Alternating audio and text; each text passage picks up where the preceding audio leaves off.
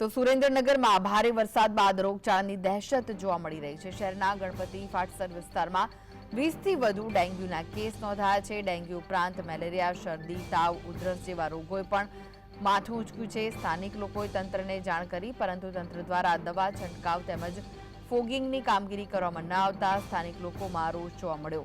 તાત્કાલિક વરસાદી પાણીનો નિકાલ કરી કામગીરી કરવા અનેક લોકોએ તંત્ર પાસે માંગ કરી રહ્યા છે। તો બીજી તરફ નગરપાલિકા તંત્ર દ્વારા ફિલ્ટર વગરનું પાણી વિતરણ કરવામાં આવતા પાણીજન્ય રોગોએ પણ માથું ઉંચક્યું છે।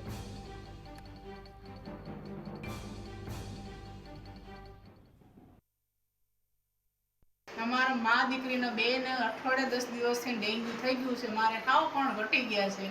કોઈ ફિનાઈ નાખવા, કોઈ કામગીરી વાળા પાણી અત્યારે એટલું ગંદુ છોડે છે, ટાંકામાં પાણી ખરાબ આવે છે। હવે નગરપાલિકા વાળાને ધ્યાન દેવું જોઈએ કે નહીં?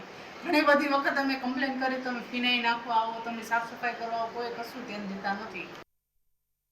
ડેન્ગ્યુના જે એક ઘરની અંદર બે કેસો થયા છે, જ્યારે મેં આ બાબતે અધિક કલેક્ટરશ્રીને પણ ફોન કરીને જાણ કરેલી કે ભાઈ આ બાબતે આરોગ્ય ટીમ મોકલી અને જે તે પાણી ભરેલા હોય ને કાયમી ધોરણે નિકાલ કરવો અને સ્વચ્છતા અંગે ફિનાઇલ કે એસિડ જે કંઈ નાખવાનું આવતું હોય કેમિકલ્સ નાખી અને મચ્છરનો ઉપદ્રવ ઘટે એ માટે પ્રયત્ન કરવો જોઈએ।